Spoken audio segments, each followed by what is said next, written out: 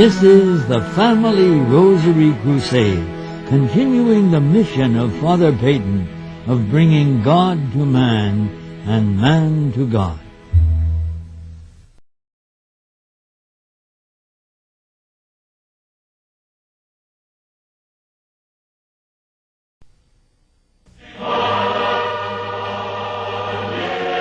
I ask every family, please pray the rosary. The family that prays together stays together. Get ready to interact with people in the know in today's edition of Church Alive. Pinangarap nyo ba na maging pare si Bishop? O may iba pa siyang gustong gawin nung siya ay bata pa? Kami talaga nung after his graduation sa high school, kasi maraming dalang scholarship yan eh. Opo. Jerry Rojas. Cherry Rojas, yes. Sa UP, Philippine Science, at marami pa pati iba. sa Insular Life. Opo. Pati Knights of Columbus, may 4 years. Medicine, ang gusto namin.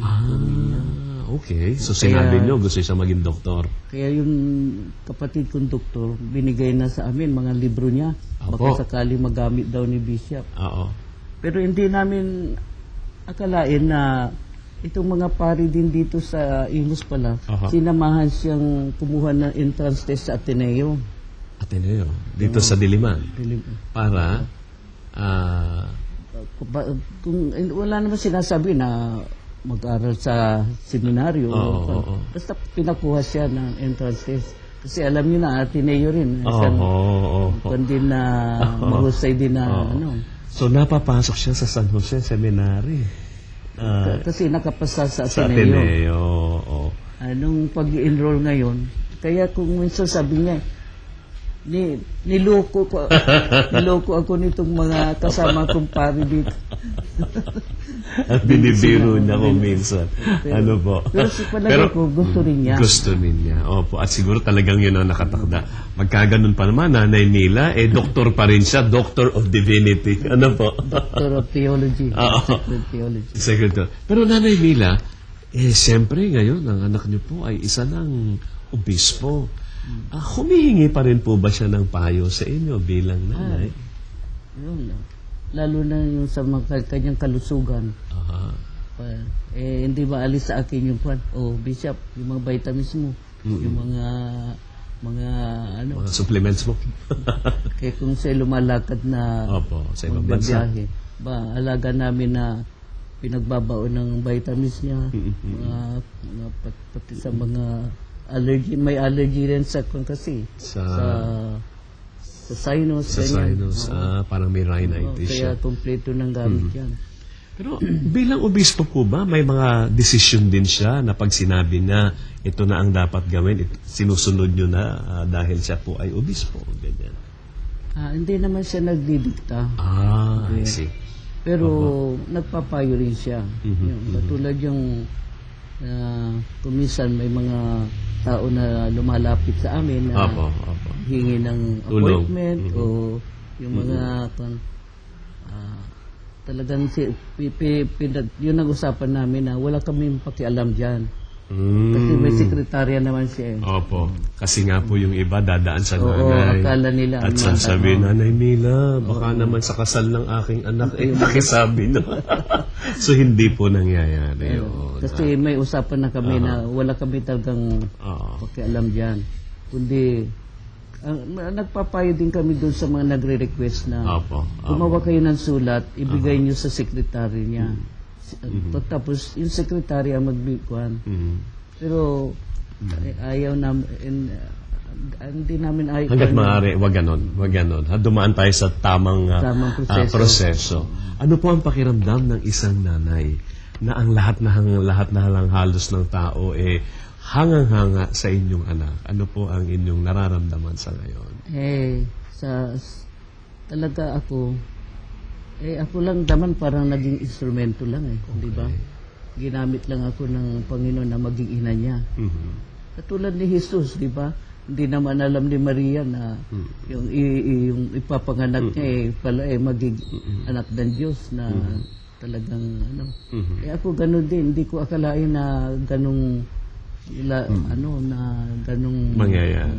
Meron po tayong kasabihan at ito po'y pinalaganap ni Father Peyton, the family that prays together stays together. Sa palagay niyo po, ito pa ay angkop na angkop sa mga nanay at sa pamilya natin sa ating panahon sa ngayon. Tama yun. Maski na hindi magkakasama na nagdadasal, basta kung saan ka magdasal ng rosary. Ako talaga, yun ang isang data ko. Yun ang sinasabi ko sa mga nanay sa pamilya. Saka mga ibang kaibigan ko na nagbago ng relihiyon. Hindi nyo alam na yung rosary ay sandata yan. Maski saan kayo magpunta, dala ninyo yan, magdasal kayo, ililigtas kayo sa lahat ng kapahamakan. At saka totoo naman. Nanay, para po sa inyo muling pananalita, para po sa mga nanay na nakikinig sa atin sa ngayon, lalo na po ngayong buwan ng Mayo, ay buwan ng mga nanay at siyempre, buwan ng ating mahal na Inang Birheng Maria. Nanay? Ang masasabi ko lang sa isang ina ay dapat pagkatulog, bago kayo matulog, nakikita ninyo ang anak ninyo nasa kanyang higaan. Pagkagising ninyo, nandyan din siya na kasama ninyo. Kaya ako nagtataka sa mga maraming overseas workers ngayon na mga kababaihan. Bakit ang babae ang umaalis na maghanap buhay sa malayong lugar kung dapat kayo ang nasa tabi ng iyong mga anak? Pabayaan ninyo ang mga asawa ninyo, mga lalaki na magtrabaho sa abroad. Pero kayong ina, malaki ang tungkulin natin sa pagpapalaki at pagpapangaral sa ating mga anak. Matulog kayo, nandun sila. Magising kayo, nandun sila. Kaya ang tungkulin natin ng isang ina ay talagang napakalaki. Katulad ni Maria, ang ating mahal na ina. Tingnan ninyo, hanggang sa kamatayan sa krus, si Jesus, nandun siya. Hindi niya iniwanan si Jesus. Kaya tayong ina ay dapat ganun din tayo. Mga anak natin, maliit pa sila hanggang paglaki nila, nandun tayong kasama nila. Maraming salamat po sa inyong napakagandang mensahe. Ngayon ko lang po narinig yan na ang nanay, bago matulog ang mga bata, tinitingnan natin nandun sila sa higaan. At sa ating pagising, titingnan natin at nandun sila sa kanila.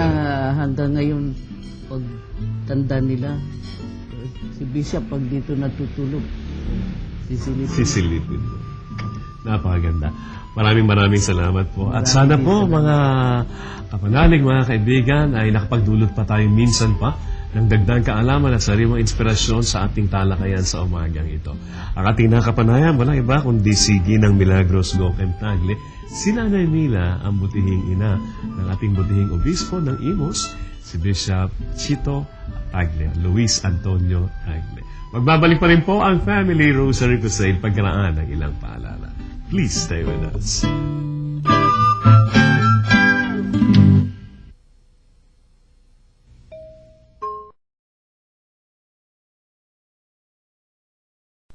We need your help. Families all over the country need your help to foster the mission of family prayers, especially the Holy Rosary. Contributions of rosaries, how to pray the rosary pamphlets are needed to continue the mission. Please send your donations and support to Father Patrick Peyton's Family Rosary Crusade, Pope Pius XII Catholic Center, 1175 United Nations Avenue, Paco, 1007, Manila. The family that prays together stays together.